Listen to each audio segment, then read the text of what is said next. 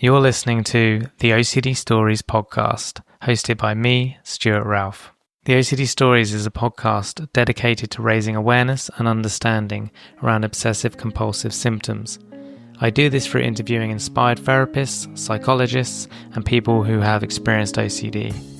Welcome to the OCD Stories. And welcome to episode 478 of the podcast. And in this one, I got back on Dr. Josh Spitalnick. Josh is a licensed psychologist, owner and clinical director at the Anxiety Specialists of Atlanta, an outpatient clinic. He also co-authored the book, The Complete Guide to Overcoming Health Anxiety. So in today's episode, we talk about health anxiety, in particular what's new of him, his book, the title of the book, the idea of mental health anxiety, acceptance and commitment therapy, exposure and response prevention therapy, living life regardless of fears, social media's impact on health anxiety, the different variations of health anxiety, therapy for health anxiety, and much, much more. Struggling with OCD? You're not alone. NoCD offers live, face-to-face video therapy with licensed specialists who truly understand OCD. NoCD therapists are trained in exposure and response prevention therapy, the gold standard for OCD treatment, and provide personalized treatment and support for children and adults. Take the first step towards regaining your life today. Visit nocd.com, or the link will be in the episode description to book a free call. So thank you to Josh, as always, for his time. It's great to connect with him again, see what he's been up to, and hear his work on health anxiety. If you're affected by this, I think this episode will help you. And if you're not affected by this, we generally just go into a lot of things that will generally help with living a good life despite having OCD. So thank you to you guys, as always, for listening. It means a lot. And thank you to Josh again. Without further ado, here he is. Things are great here. So again, it's been nuts. So just whether you share this or not, your podcast for me, this is going back 6 years. I've been in the field now, Stuart, 25 years. I've done lots of really awesome, cool things in my career. 6 years ago, I was upstairs. Actually, it was another building in this parking lot, having a full-on panic attack before our episode recorded, because I had done tons of media pieces before, probably 20 or 30 live and pre-recorded things and news articles and lots of interesting stuff. But I'd never done something that was on a platform even 6 years ago for the OCD Stories that was as national, international, widespread as yours was. And I don't know if you even knew back then what you were really getting into, but 6 years later, I mean, you're running, I think, the most significant and impactful OCD-focused, anxiety-focused, podcast and platform in the world. So 6 years ago, I was several years into this practice, and I was so excited and so nervous to be on your podcast that I blocked talk about being an anxiety specialist. I blocked 2 hours of time before it just to sort of get in the right mindset. And I think I dissociated. Yeah. I think I had a full-on panic attack before we aired because I was so nervous, because I was excited and I wanted to do well. And I'll tell you from that podcast, which I know this is just one of your jobs, is just what you do. But it was a big impact for me. It changed a lot of things in my professional life. So I just want to thank you for that. I've made colleagues and friends, and this practice has exploded because of that. And the work that I do that we're going to talk about today about health anxiety I think is a direct derivative impact of episode 191. I think it was the first health anxiety podcast you had in all of your episodes. So I'm grateful for that experience. Yeah, no, that's really awesome to hear. Obviously not that you had a panic attack, but it's okay. Yeah. It's all good. Yeah, it's normal. But no, I appreciate it. And obviously it was a really good episode. We've done two, right? That and the child. Yep. Anxiety child. Yeah. And you've had a few really good health anxiety episodes since, which is fun to hear. But yeah, we did that one. And then a few months later, we did a pediatric anxiety one, which were sort of the two big spaces. I mean, amongst all the OCD stuff I do, I really love working with pediatric and young adult populations in OCD and anxiety, having been directly impacted by that with family members and loved ones, and health anxiety, which I spend probably way too much time thinking about and talking about and writing about. But I'm fascinated by the area, and it has definitely exploded since we've done our work and since COVID. So it's been an interesting 6 years since. Yeah. No, that's awesome. Well, look, I appreciate you coming back on, and yeah, let's keep it rolling from there because that'd be awesome to Cool. keep that in. So, as you said, we're going to talk about health anxiety again today, and I've got Yes. more health anxiety episodes coming in the not too distant future. Wonderful. So, you obviously you've co-authored a book with Michael Steer. Is that how I pronounce his surname? Michael Steer. Yep. Michael Yep. Steer, and who will be on the podcast at some point. And the book Wonderful. is The Complete Guide to Overcoming Health Anxiety, How to Live Your Life to the Fullest Because You're Not Dead, brackets yet. You're smiling and laughing about Yeah. that, and I appreciate that.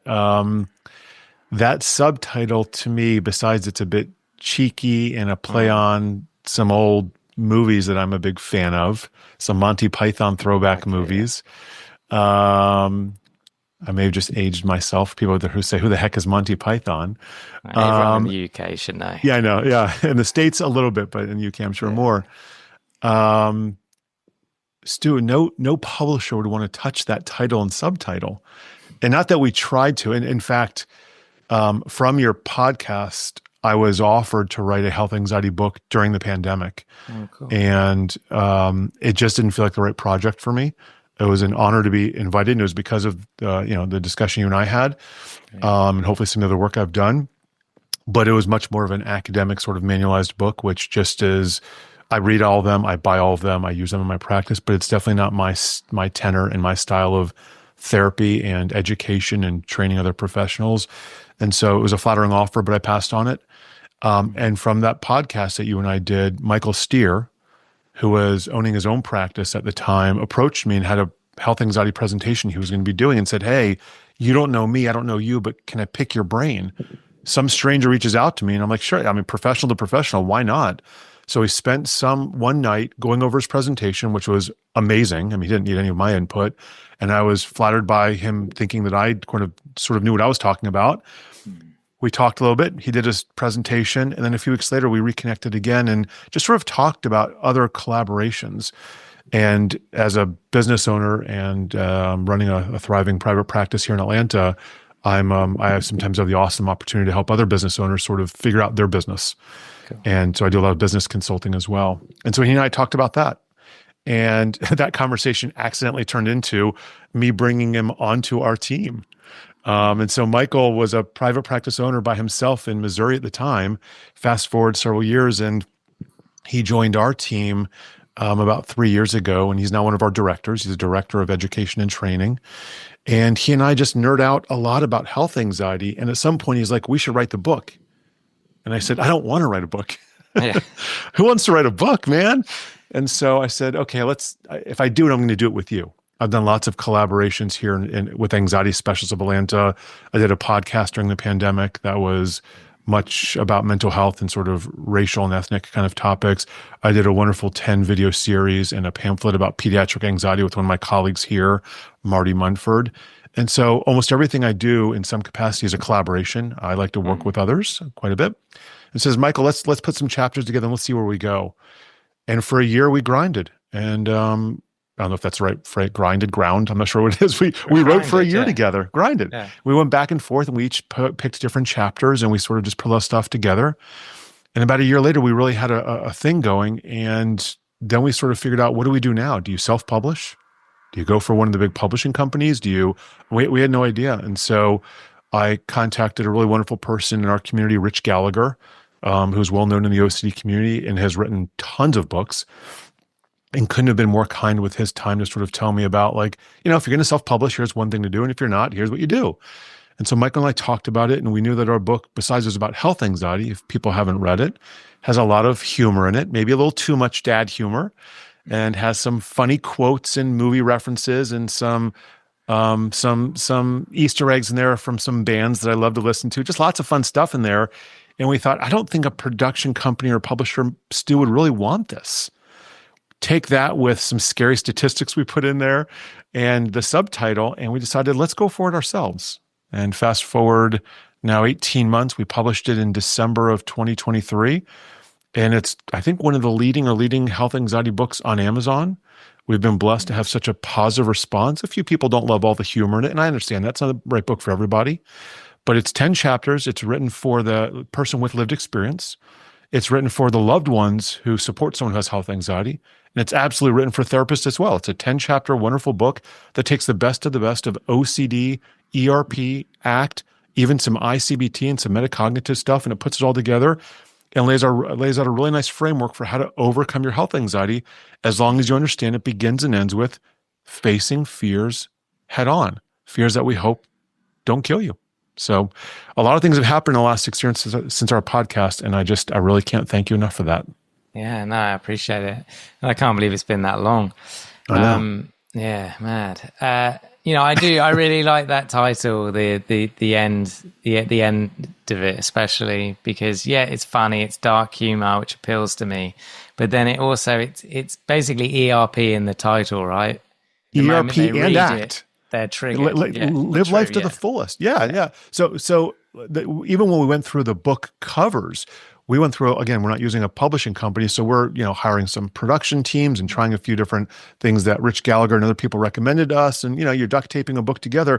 The front cover alone, the visuals were really dark and sinister at one point. The colors, which one of the universities that I'm a big fan of and I went to, is red, black, and white. And the book was a black background, some red and white lettering, kind of very death and morgue looking. And my wife said, "You can't publish that book. It's so dark and scary." And I thought, that's pretty good feedback, actually. So we changed it. And actually the colors now are a little bit of a nod to where Michael is. He's a big fan of a hockey team that has yellow, blue, and white colors. So the St. Louis Blues.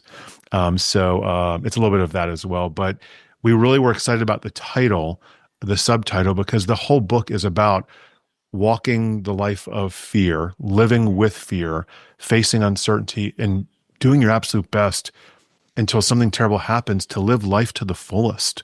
Yeah. And I think the struggle with health anxiety is so real for so many people, especially those who actually have medical issues. And we'll talk more about that. People who have real physical issues and they're freaking out. And the question that comes up more often is, but if I'm really struggling medically, doesn't that mean that it's a medical issue? And my response is, well, there's medical things going on, but there's still so much more life to live. And that's whether you're battling something medical or not, Stu. So the dark humor is a little bit of a nod to an ERP and ACT mentality, but the whole book is about fighting like heck to live the fullest life possible, whether you're battling a real or perceived medical concern. Yeah, awesome.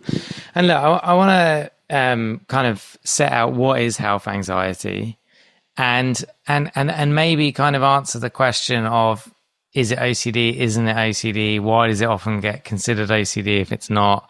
I'll let you answer that. Well, this is an interesting one because, as you know, in the most recent DSM, PTSD was taken out of the anxiety disorders, and OCD was taken out of the anxiety disorders.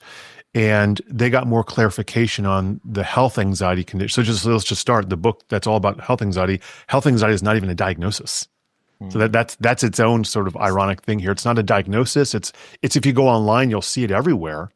You'll either see something called health anxiety or, back in the day, hypochondriasis. But health anxiety is not a diagnosis. It never has been. And so I think most people who treat OCD just view health anxiety really as a sub-content area of OCD. And we can talk about all the sort of nuances of what health and body-focused concerns can look like. But when someone's afraid of being embarrassed in public, we don't call that social OCD. We call that social anxiety.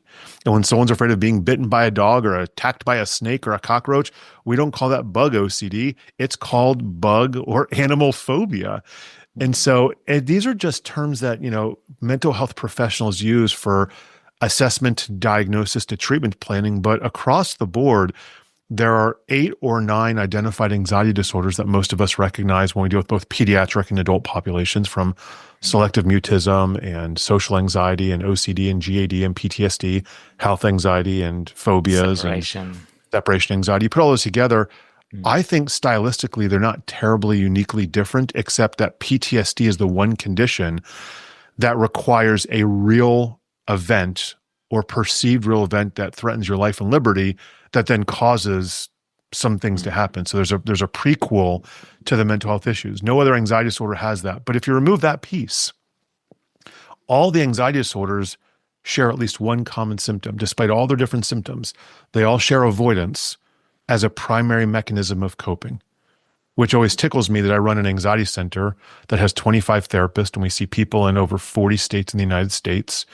and we operate in 3 physically different states, and that people still show up here because they shouldn't. If you have anxiety, you should avoid like the Black Plague. And so all anxiety disorders share avoidance as a coping mechanism. Now, when you get beyond that, they all have different sticky and tricky different subsymptoms and disorders. But really, health anxiety is just a sub-theme for most of us in the OCD space. There's a triggering thing that you're afraid of, whether it's real or perceived. There's a fear, an obsession, a concern, an aura, a physiological sensation, a guttural instinct, an uncertainty, a doubt that you're experiencing. And then ultimately you mentally and or behaviorally do something about that. That is literally the definition of OCD. So there's nothing in the symptom profile in health anxiety that is at all different than OCD, but the content is focused largely on health, medical, and physical kind of things. And so when you talk about health anxiety and OCD, really we're talking about what does the research say in terms of assessment, diagnosis, and treatment. And for good or for bad, the treatment approach, the science behind it is eerily identical in a very great way in terms of ERP, ACT, metacognitive therapies. I know you've had even just in the last few days, I know we're recording this and airing at different times, but just in the last few days, you had a fantastic episode with Catherine about ICBT. And though there's probably not a lot of ICBT research on health anxiety yet, there will be soon. Just it hasn't fully been extended to that area. But if you extend the ICBT research and OCD to health anxiety, it wouldn't be a hard reach to say, sure, I'm sure it's very evidence-based for that population as well. So it's stylistic, it's academic, it's what's in the DSM, Stu. But I think almost anyone who treats OCD would understand that health anxiety is a basic sub-content area, no different than pedophilia OCD and moral scrupulosity OCD and all the other sub-themes that are out there. But it does get its own academic diagnosis distinction in the DSM. Yeah, thank you for clarifying that. And yeah, I think I asked it because I don't really cover social anxiety. I did do, but it was alongside having OCD and social anxiety. Like I've not done an episode on separation anxiety, you name it. I don't really cover phobias. Sure. But I've always covered health anxiety because for me, it fits it just feels like it's just saying like a subset of OCD, more so than social anxiety or anything else. Yeah, all the other anxieties really have, the content area really does feel, again, content versus concept. We talk about that a lot, symptom versus syndrome. The symptoms and the content of the other 7 anxiety disorders, apart from OCD and health anxiety, really have very different content. I mean, all of them, PTSD, panic attacks, they focus on physical symptoms and physiological symptoms as well. But the way in which it manifests and the repetitiveness of compulsions and rituals, the repetitiveness of ruminations and thinking about thinking, you don't really see that much in social anxiety and separation anxiety and selective mutism and these other kind of conditions. But with OCD and health anxiety, it's really one and the same.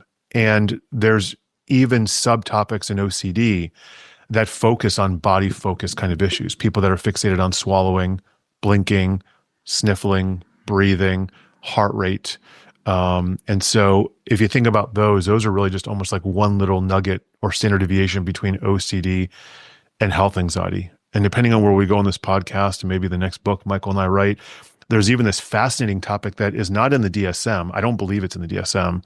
And most people don't really talk about it. And I've done a few presentations at conferences about this, about what I would describe as mental health anxiety. I put a big pause in between that. Otherwise, it gets all blurred together.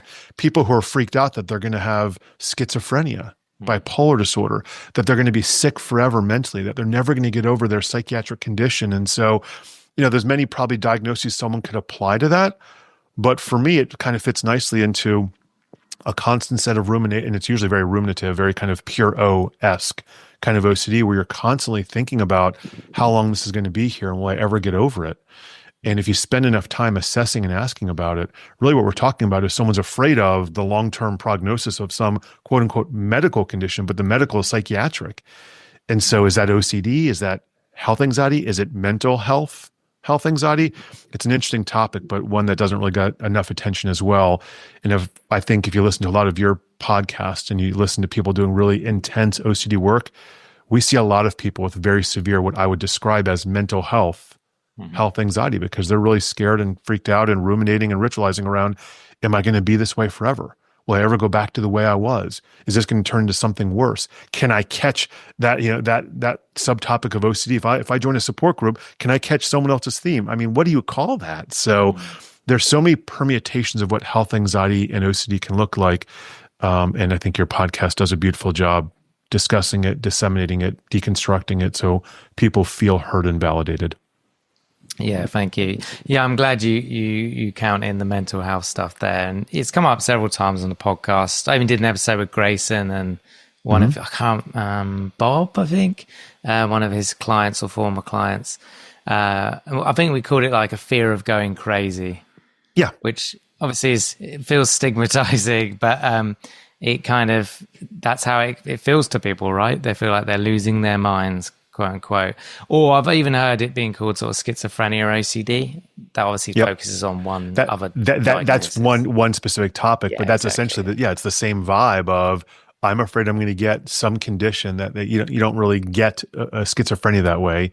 You don't catch HIV, in the ways that some people think they're going to catch HIV. So if you think one day you're going to have schizophrenia, and we know the genetic loading of that is in the high 60, 70% family genetics, but you don't just catch a schizophrenia or get it just because you thought it. Boy, does that sound like OCD to me. Yeah. Yeah, exactly. Like, it's not funny. I mean, someone in my family, unfortunately, not too long ago, got diagnosed with dementia. Early stages, so hopefully it'll be a slow decline. But, even my brain now is latching on to, if I forget something, which happens, it might happen in this podcast. I go, what was I saying? Or happens with my clients sometimes, like I forget is this me? Like, I got early onset dementia that I don't really, so my brain will start to worry and I have to catch myself and not get pulled into rumination. Because as you said, with that, it's genetically loaded as well. Sure. But even without the genetics, Stu, I think so many of us, when there's a medical scare or someone around us that we love dies unexpectedly.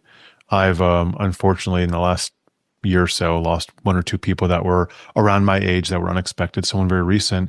And all of us sort of have that quick check of, do I need to get my health in check? So I think there's that general sense of when someone near us is battling something very scary, I don't think it's that odd for the rest of us to go, oh my goodness, am I the next one? Whether it's genetic, whether it's family, bloodline, or someone close to you who, all of a sudden had a stroke or an aneurysm, and you think, my goodness, like they were healthy and they exercise more than I do and they seemed lean and mean, and so, but when you get into that mindset, that's sort of the antithesis of the subtitle of the book and everything we try and teach, which is, until death comes a knocking, until the cops show up, if you have hit and run OCD, and until that thing shows up, what do you want to spend your time doing? And with health anxiety sufferers, for which we want to convert them to health anxiety warriors, for which we want them to live with fear, not in fear, our goal is to help them accept those thoughts and feelings that are distressing and impairing,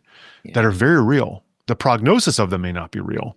The prediction of them is likely very not real. With OCD, people are predicting all sorts of catastrophic outcomes, and they're wildly wrong, thank God.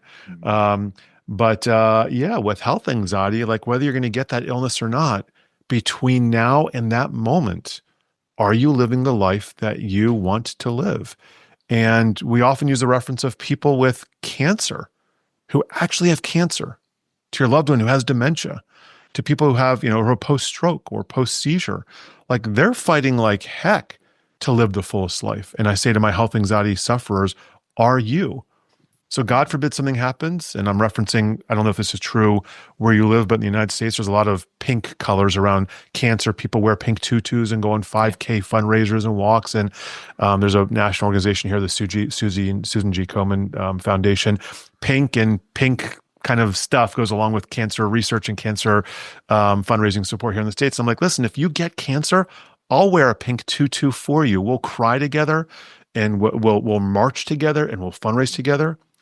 But until that day comes, until you find out you do or don't have cancer. Either way, are you living the life that fulfills you? Because people with cancer are trying to do that. People who are really sick right now are trying to fight to live the fullest, most functional life possible. And people with health anxiety, assuming they're not battling an acute chronic illness that's going to end their life, are sitting there with a different battle.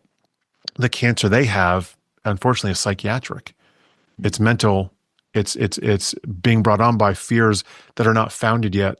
And our job is to help them see that, recognize it, accept those concerns, not agree with them, but accept them, pivot to the left or right, and redirect all of your energy to things that make your life bigger, not smaller. And that's in the essence of ERP, ACT, ICBT, metacognitive, whatever therapy you're doing out there. Our job is to help you see what you're thinking and feeling is scary and it's real because it's happening inside of you, but it doesn't have to be really predictive or prognostic of what's going to happen. And until that happens, how do we open up your life? Yeah. Yeah, I like that. I don't know who said it, but there's a quote, and I'm going to butcher it, but it's something like, when death comes, let it find me climbing a new mountain and not coming down an old one. And I quite like that attitude. It's similar to what you're saying, right? Well, it's going to come at some point, or it might come soon and you think according to your worries, but how do you want to live your life until that point? Because at least you'll have less regrets. Another one that I saw, I probably saw it on Instagram or social media recently that really, I mean, it's not novel to me, but it really hit me, is fear does not prevent death. It prevents life. Yeah. Which is like, whoa, like really? Like, yeah, fear doesn't kill you. Panic attacks, they suck. They don't kill you. Yeah. Anxiety doesn't kill you. Staying at home, not going to parties, not connecting with loved ones, avoiding doctor's appointments, going to too many doctor's appointments for which the doctors start questioning your own, sense of what's going on. That stuff, it doesn't literally kill you, but it sucks the life out of you. And so finding a way to honor and recognize that fear is a part of who we are, and that worry is normal, and that pain is normal, and that grief is normal, as terrible as it is. I mean, that's Buddhism and Acceptance 101, but then what? Yeah. And suffering does not have to be the next thing. Yeah. Yeah. No, that's a really, really good point. There's my cat. Kitty cat. So I wanted to ask a question more around like, we live in a digital age, and I was hesitating there because we could have said that 20 years ago, but it's very much there now. It was developing throughout my 20s, 30s, and it's fully established now. And whether that's the internet or social media and the algorithms that go along with that, and the even AI now.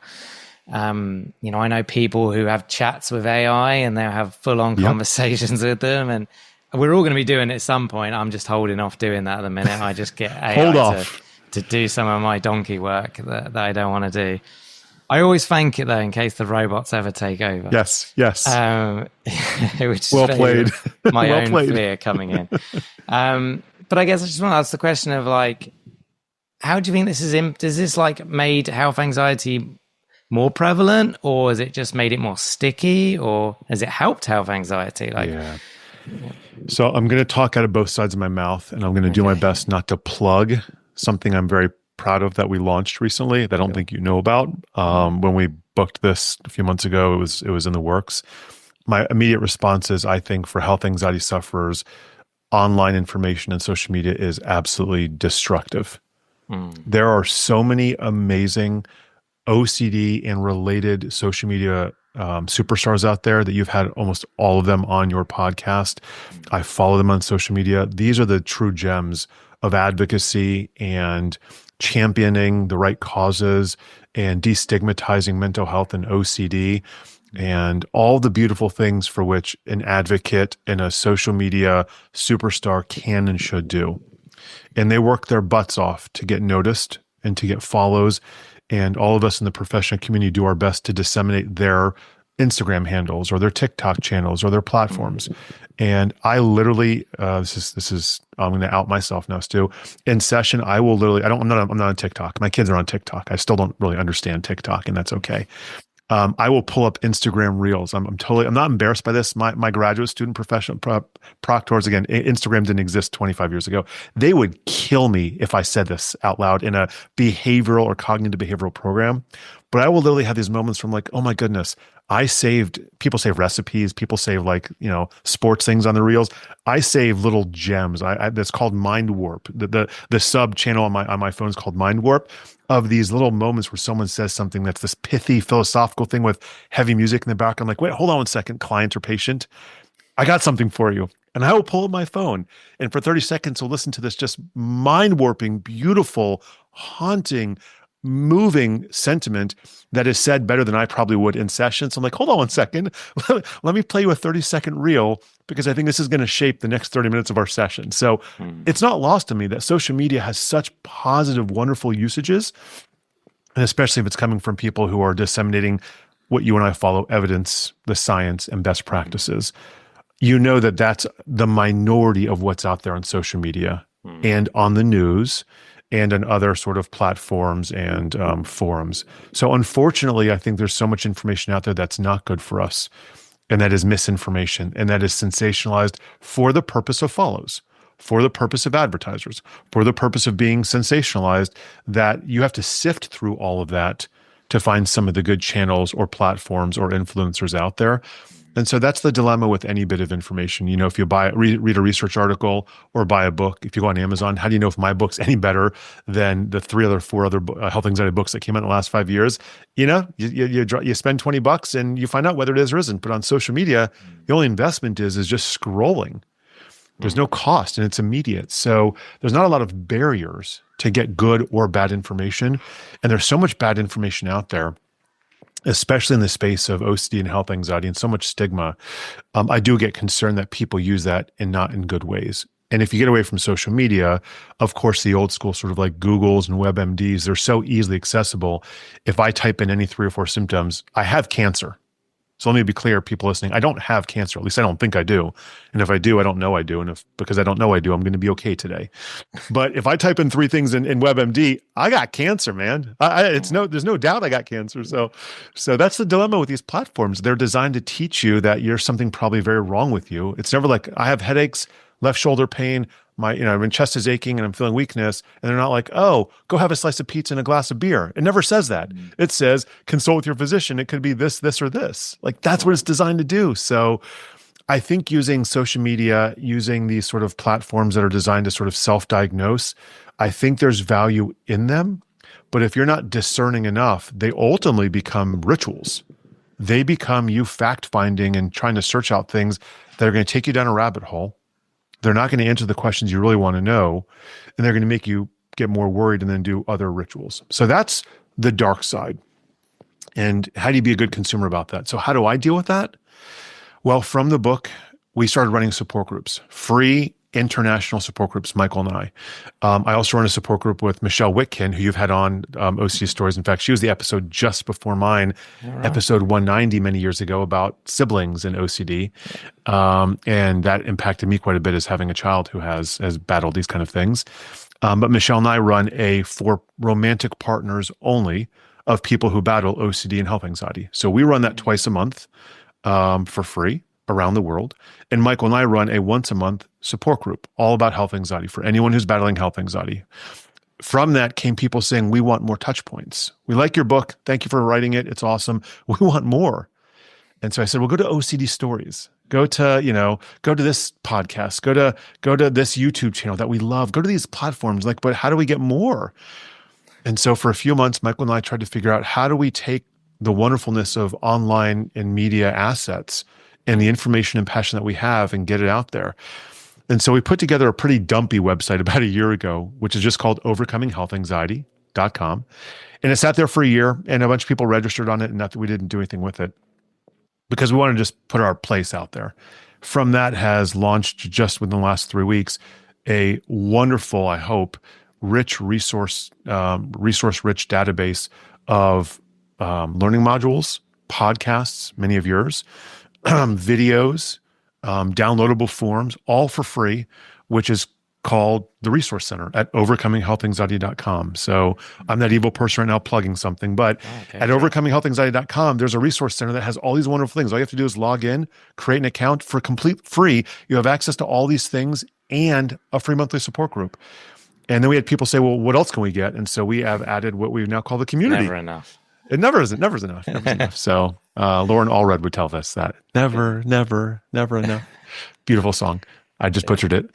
And so in the OHA community, the Overcoming Health Anxiety community, which is just another subtopic in this website, for a small monthly fee, pennies on the dollars for the amount how much therapy costs, people have access to more support groups, live Q&A events. We just had a live Q&A event last night where people can ask us almost anything they want on a live feed on video.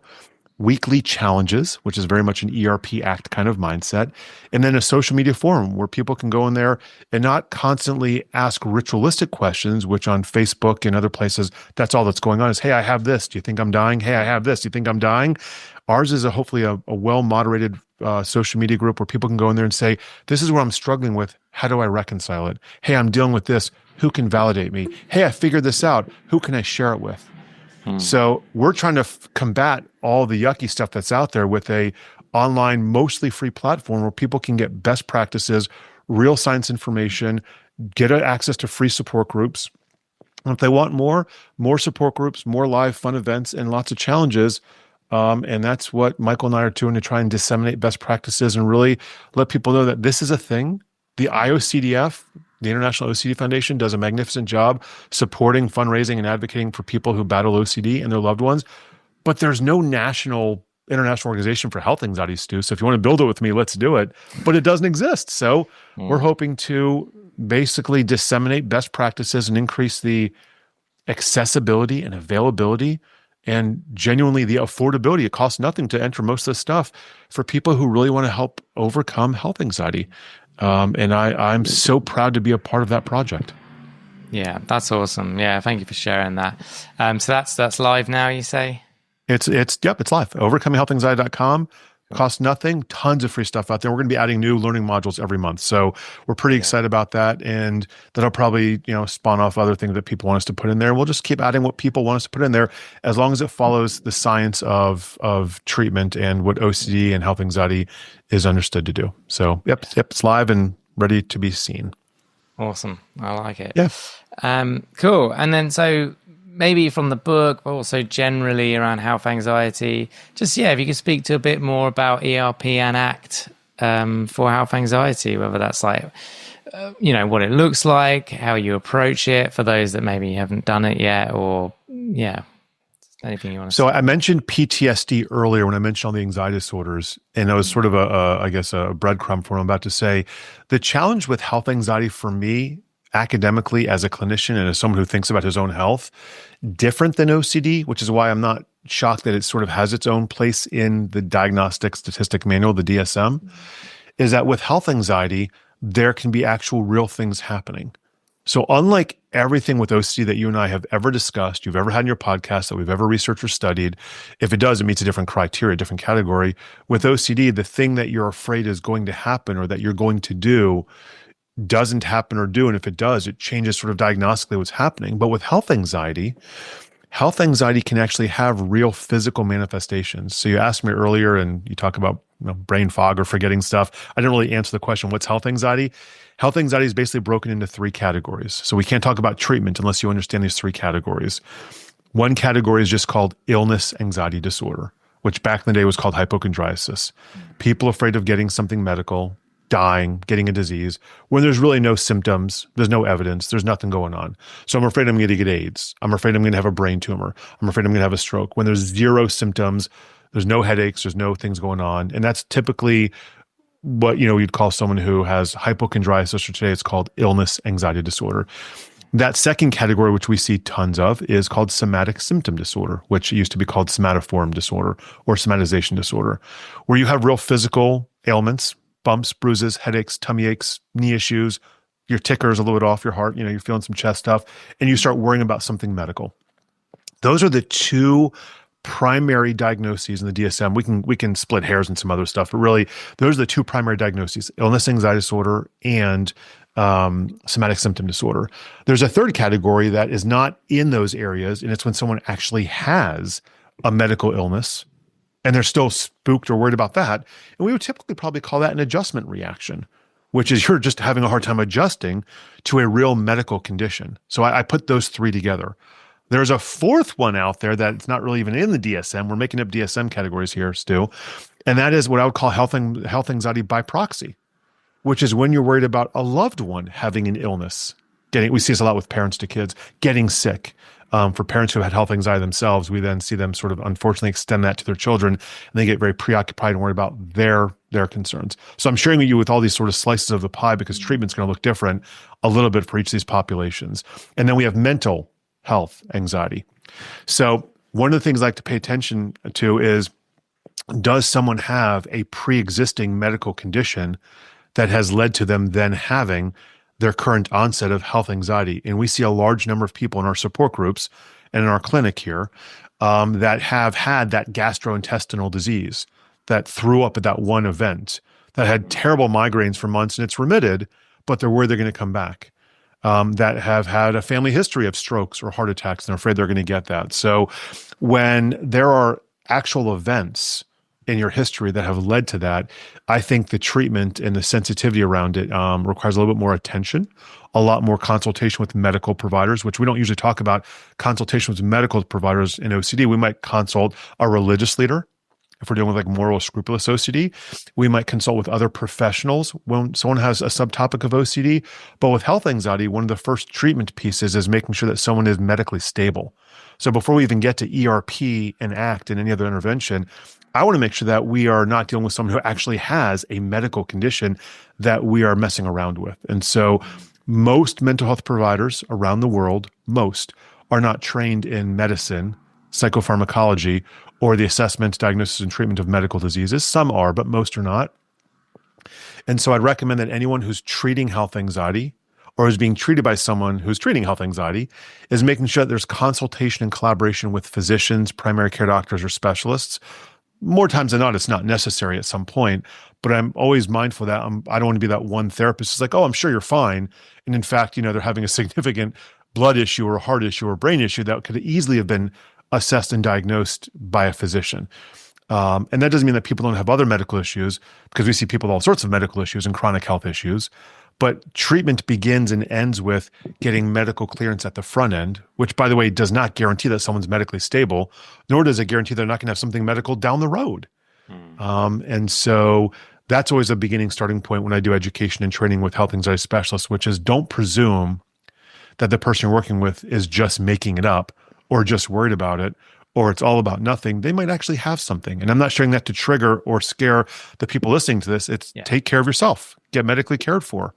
And that's important stuff. So that's step one, is make sure there's a medical consultation or collaboration going on, especially if you're going to get into exposure therapy. And step two is really understand, are we dealing with a condition for which there's no physical symptoms whatsoever? That's more of the illness anxiety presentation. Or we're dealing with that you're more concerned that someone else is going to get sick. Or we're dealing with that you actually have real physical symptoms that blur the lines between physical and medical. And or do you have real medical issues and you're worried about them? And we see people that have all three categories. People that have some physical symptoms are worried about getting stomach cancer. They also worried about having a stroke, but there's no symptoms for that. We just went through somatic symptom disorder and illness anxiety disorder, and they have a history of Crohn's. So they have a real medical issue. They have somatic symptom disorder, and they have illness anxiety disorder. That's wild. And so treatment's going to be addressing all those different problem areas.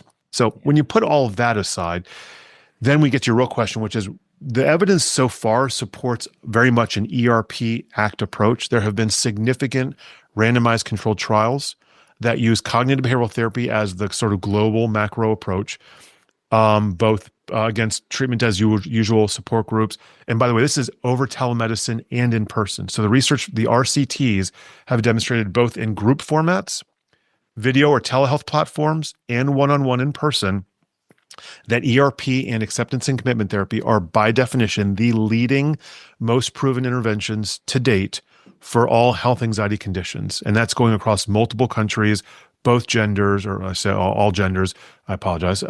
Every ethnic and cultural population, it's a linguistic, agnostic, it doesn't matter.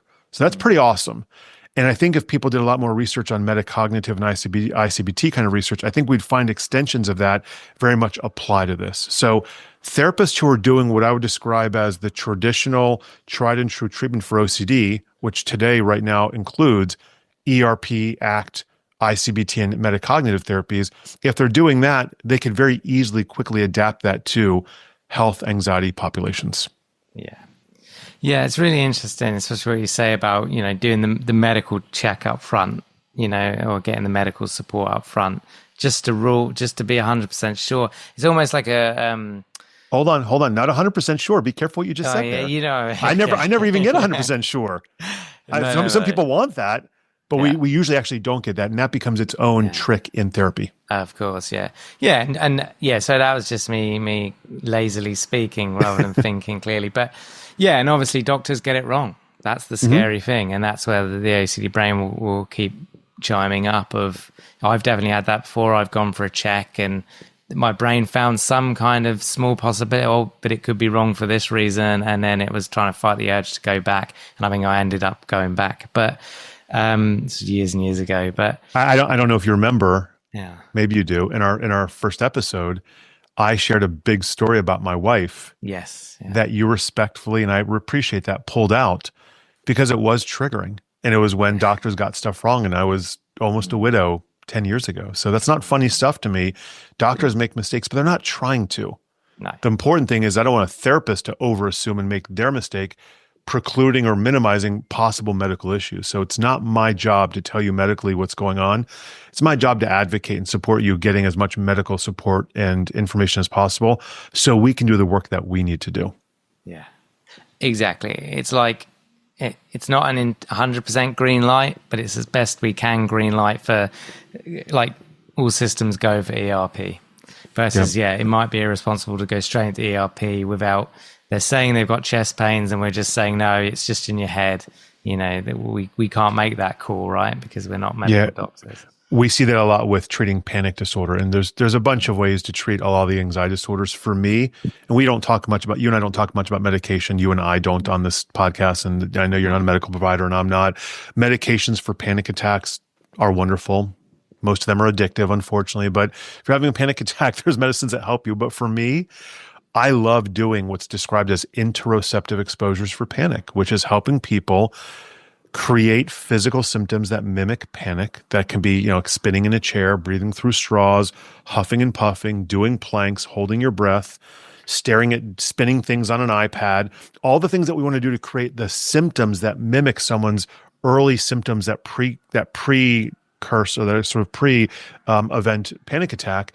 But I would never do that if I haven't at least talked to their medical providers or made sure that they don't have any underlying medical conditions. So we're extending that same logic and ethical approach, the ethical approaches to doing exposure therapy, which is a very compassionate, very justice-based, very thoughtful approach. Exposure therapy is not a cavalier, hurting someone, traumatic kind of event. And I know there's some stuff online that talks about, is exposure therapy harmful? Medication can be harmful. Doing supportive therapy for someone who has OCD can be harmful. If you're not providing someone ERP, ICBT, ACT kind of interventions, and you're helping them reassurance seek in therapy, I think that's actually harmful. Mm-hmm. So any intervention done poorly designed, and done in sort of a cavalier attitude can be harmful. But exposure therapy is compassionate and invigorating and empowering. We do with 6-year-olds and 10-year-olds and 15-year-olds, and you make it fun, and it teaches people how to face things head on that they're going to be facing whether they see a therapist or not. It's just, how do I make it customizable to their real experience? And so people have been doing panic disorder therapy, interoceptive exposures for 30 years. And I'm sure people have done it inappropriately as well, by the way. I have no doubt about that. Yeah. But the goal is to make sure you're not causing any additional medical or psychological harm to someone ever. And so for anyone who's going to engage in any kind of exposure, we treat people here that have food fears, which could look like health anxiety. It could look like a food phobia. It's an academic distinction. And sometimes we're blurring the lines of, is that yogurt really expired or is it not? Are those jelly bellies that are disgusting? We eat jelly beans here with kids and teens that make you want to almost vomit. Like, are they going to make you vomit? Do I want someone throwing up in my session? Not really. If they do, is it going to kill them? Not really. So we're not taking these approaches to hurt people to make their lives worse. We're doing things that they probably already experience and that are within the realm of possibility that they're going to experience. We're helping them face them head on under their control. So they're in charge. So they have agency. So all the work that researchers have done over the years to treat panic disorders, which for me, the leading intervention, it's almost indisputable, is some version of an interoceptive exposure and probably some cognitive restructuring, and then probably an SSRI, if you want to get deep into it, is probably the best combination. But without medication, interoceptive exposures and some light cognitive restructuring is unbelievably significantly improving someone's symptoms. And so we're applying that same ethical approach of let's make sure we get a clean bill of health before you start having health anxiety patients create, heightened blood pressure or make their eyes feel a little bit fuzzy or help them kind of get a little bit of a light headache in session because, Stu, when they get a light headache when they're at work, they think they're going to have a stroke and die on the spot. So a lot of the ERP approaches kind of mimic or mirror what we do with panic disorder kind of treatment, which is we're trying to help people bring out some of the physical or physiological symptoms if those are triggers for them, so they can experience them on their own terms and find out that they don't lead to your death. Hopefully. Yeah. I pause there. Hopefully. Hopefully. There's the parentheses. You're not dead yet. Yeah. Yeah, exactly. And and no matter how many checks you have, at some point you have to draw the line. At some point you're going to have to face that uncertainty and trust that even if you've had 50 checks, all 50 could be wrong. That's not out of the realm of possibility, just to be triggering. And even further, unlikely, but even further, if I treat this is going to be a triggering moment on this podcast. So if this is one of those you want to get rid of, I respect that. But I'm just going to put it out there because this is basic science. If I treat 100 patients in the next 5 years who are afraid of getting cancer, approximately 35 of them in their lifetime are going to get cancer. Does that mean that I lied to them? Does that mean that I was disingenuous? Does that mean I taught them the wrong interventions? Au contraire. In fact, there's research out there in these RCTs, in these research studies of health anxiety treatment that have proven that teaching people health anxiety interventions who are battling health anxiety are actually preventative interventions for people when they actually battle real medical conditions. And though I don't believe in anecdotal research being generalized to full-on research, in our book, I cite a case. I was given the permission to cite a case where I treated someone in my practice here, an amazing person who was battling health anxiety related to food fears and anaphylaxis and suffocating, all things related to swallowing and throat stuff. And we had an amazing treatment experience. And I would describe her as pre-treatment, significantly impaired, and post-treatment, subdiagnostic, doing wonderful with health anxiety related fears. There was a period for about 2 months where she was eating nothing but chicken broth, like bone broth, because she wouldn't let anything of solid pass her lips because she thought she was going to asphyxiate. And by the time we were done with treatment with a mixture of exposure-based therapy, we started with small foods and various kinds of things that would feel weird in her throat, food products, to other kind of cognitive and learned lessons interventions, and then a lot of acceptance and commitment kind of approaches of taking on things in your life that you really want to do. She was thriving. As we were writing the book, she wrote me back and said, I have some news for you, and that I found that I have a thyroid issue, thyroid cancer. And my first reaction was, like any human or therapist, oh my God. And you start second guessing, did I do the wrong thing? Did I misunderstand what was going on? Again, I'm not a medical doctor, Stu, but did I underdiagnose? Did I miss it? And again, we had lots of medical workups with her primary doctors. She has allergies. She has other kind of medical conditions that she was being treated for. I went back and did sort of my own sort of deep dive. I'm like, I think I did everything by the books, but you still sit there and second guess, did I misguide her? And she wrote me and said, I'm telling you this not to scare you. I'm getting a little choked up on this, not to scare you and not to upset you, but the things you taught me about health anxiety actually have made my process of managing this disease manageable. In fact, I'm not sitting here second guessing stuff.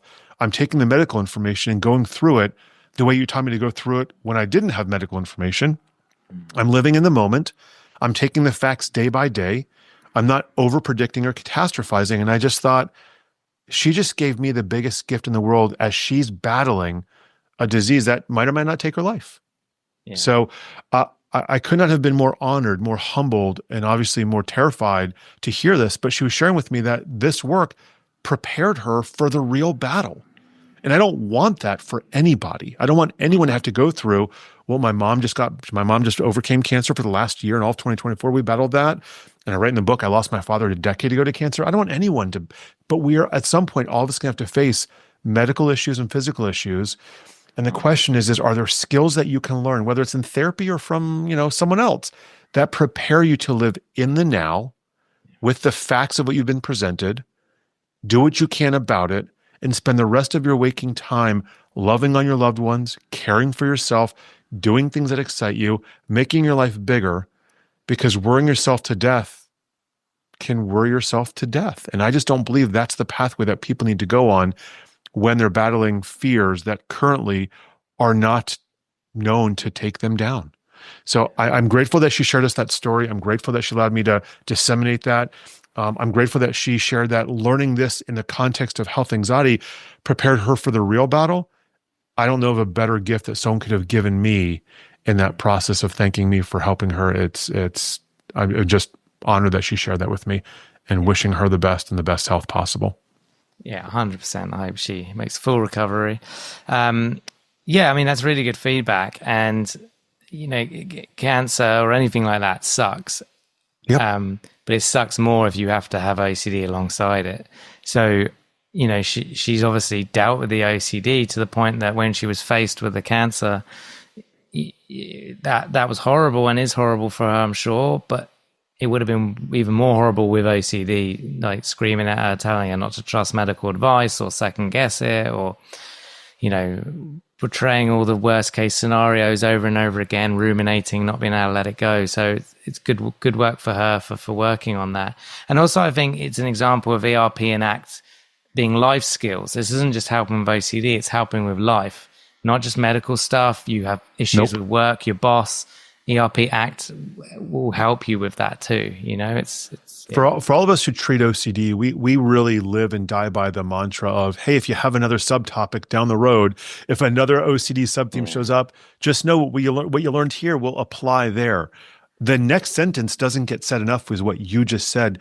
The skills you've learned to face fears head on, to resolve your inferential confusion or doubt, to accept what you can't control and face and go towards what you can control, to accept things but not agree with them, to not involve thought, action, fusion kind of tendencies, to put the ruminations to the side. These are things that we teach people over and over in OCD work. But like you said, these are truisms for life. You don't have to battle OCD or health anxiety to use the mantra of, I'm not dead yet. I'm fighting for a job. I'm fighting for my marriage. It's not dead yet. And until it is, are the things you're doing, drinking heavily, yelling at your loved one, are they adding to your marriage or taking away from your marriage? Showing up late to work, bad-mouthing your colleagues, is that adding to your marriage? Adding to your work life or taking away from your work life? So the skills that someone who battles OCD and health anxiety learns in treatment undeniably prepares them for the next OCD or health anxiety battle, but it really prepares them to live the fullest life possible. So the work that you get to do as a therapist or counselor and that I get to do, we're not just giving people their lives back from the conditions they came into us for, we're teaching them a new pathway. And that pathway is facing fears head on, putting things to the side that they really don't control and that don't dictate the terms and conditions of their life currently, and doing everything you possibly can to love on yourself and the people that matter around you. And I would want that for anyone, whether they ever need a therapist or not, to be the approach to life. Yeah, 100%. And that's what that person in my family that got diagnosed with dementia recently, they were obviously very sad and upset by it, but they kind of came to the conclusion, well, I can't change it. I just have to make the most of it now. There's medication that can slow it, but we can't cure it right now, unfortunately. So I've just got to live life while I've got my mind and my memory. And I think that's a really resilient way to look at it, of seize the day, which is what ACT teaches, live your values. Seize the day. And much love to your loved one. And they're speaking volumes to what we want everyone to embody, which is, I've been dealt I almost said a bad word. I can say a shitty hand. Yeah. I'm sorry. And, but what am I going to do now? And what are the people around me going to do now? And we have control over that. Yeah. I don't have control over what happens 5 years from now. And I don't have control whether or not my doctors were right or wrong. And I'm hoping that they're right. And I'm hoping I'm the lucky one. But what can I do right now that I own? I am an agent of change. What do I need to change so I find what I'm looking for? And unfortunately, with health anxiety, people think that what they're looking for is the 100% guarantee that they do or don't have something. And for a lot of us, we won't actually get that answer until it's too late, either that we don't have it or that we do. So between now and that next doctor's appointment, between now and that next updated lab report, my mom's going to get her labs done for the next few months because she's on the other side of cancer, and we're going to have to keep checking on that. But between now and then, she's going to go on her cruise. And she's gonna her birthday was actually yesterday. Happy belated birthday, Mom. She's like, let's enjoy, let's celebrate, because tomorrow is not promised. We've all learned that more so in the last 5 to 10 years than any more time that I can remember in the 50 years of my life. Tomorrow is not promised, and so what are you going to do about it today? And if you put it all on the line, are you living your life to the fullest because you're not dead yet? It's a thing. It's on our book. It's what I say, but to the best of my ability, if people know all the work things I do and all the multitasking I do and all the things I'm involved in, I try to embody that in mind and in spirit, in my personal relationships, in my marriage, in my work. My colleagues know that, I'm just always doing the next thing, because why not? But that's my approach to solving my crises, which is to do as much as you possibly can until there's no more time. Yeah. Yeah, that's it. Live for now, as cliche as it is. So we got to finish in a second just because I've overrun and I don't want to keep you. But I want to ask, I guess, just any final words on like support or hope for people listening with health anxiety, or maybe they've got health anxiety or anxiety alongside an actual health, physical health, or even mental health condition other than OCD. I think there's always some wonderful things that people say at the end of all sorts of podcasts, and yours are not unique. There's some really inspiring words. I think the biggest thing I want to share with people who are listening to this episode and all the episodes that you put out there for all topics is truly that you're not alone. It feels right now, I'm a parent of a 17-year-old and a 14-year-old. I've been married for almost 25 years, that this world feels like people are finding themselves more alone and more misunderstood and more invalidated. And I'm not even talking about in the United States where I am. I know you're not here. It just feels like people are going their own ways and their heads are down in their phones, and we're all sort of, doing our own stuff in different directions. And for people who are in the throes of a crisis, for people who are battling health anxiety, for people who are experiencing significant mental health, your platform, your podcast, people like you do so much good work to let people know that there are millions of people out there walking the line like you are, and you don't have to do it alone. I want to emphasize that. We could emphasize treatment and best practices and get help on all those things. I want to emphasize that you don't have to do any of this by yourself. And that I'm privileged that I work with a large team of clinicians here. I'm on a Facebook group of about 4,000 to 5,000 clinicians. I see people like, hey, I need some help with a consultation. And it's not lost to me that I never have to ask that question, because I got 25 people here that I could ask a question to that they could ask me about. It means the world to me. The support groups that my team runs, we run lots of support groups for kids, for parents, for romantic partners, for OCD, for body focused repetitive behaviors, for misophonia, for ARFID. We run these free support groups so people don't have to do this alone. And Michael and I launched this platform not to be rich, to basically make sure that people have access to really good information, to support groups, to best practices, to the podcasts and videos that Stu, that you do and the colleagues that you and I love do, so people don't have to work hard to find it. And that we've built this other community so people can come together in a safe place and not sit there and ritualize all day long, that you're not alone. And that there are enough hotlines and international organizations and podcasts like this that in the show notes and in the bylines show you that there are ways to connect with other communities and people. So when you're battling health anxiety, people are bothering their loved ones over and over and over.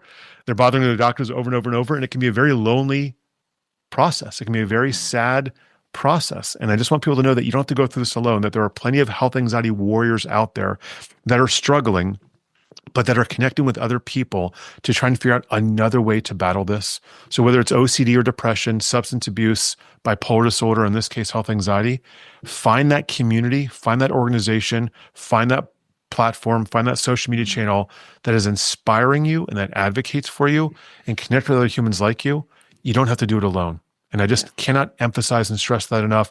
You and I are on the inside of mental health. And so we have access and privilege to professionals and people like us, and we can pick up a phone call and write an email and find people. But 90% of the world can't find the things that you and I know exist. And so your podcast collates, you're at episode almost 500, all these amazing researchers and clinicians and advocates and people with lived experience who are trying to tell you that you're not alone. And the platforms that our colleagues build and that I've built are to let you know that there are people out there fighting for you every single day when it feels like the people above you who should be fighting for you sometimes are not. So I am thrilled to be here again 6+ years later. You have transformed my personal and professional life in the most beautiful ways. I'm grateful for all the things that you do for the world. I'm grateful for you giving me this platform professionally. And it's just an honor to be here again. Thank you. No, that means a lot. I appreciate it. I'm glad it's helped. And it's always a pleasure to have you on and hear your insights. It's great to see how you've flourished with health anxiety in the book and the community, obviously. So yeah, thanks again. I appreciate it. Pleasure. Thank you for listening to this week's podcast. And thank you to our Patreons who helped make this episode possible. And if you would like to find out more about Patreon and the rewards and benefits, then there will be a link in the episode description. If you enjoy the OCD Stories podcast and would like to support us, please subscribe and rate the show wherever you listen to the podcast. And thank you to NoCD for supporting our work. If you want to find out more about NoCD, head to go.treatmyocd.com/the OCD Stories or click the link in the episode description. And quick disclaimer, guys, this podcast is not therapy. It is not a replacement for therapy. Please seek treatment from a trained professional. And until we speak, take care.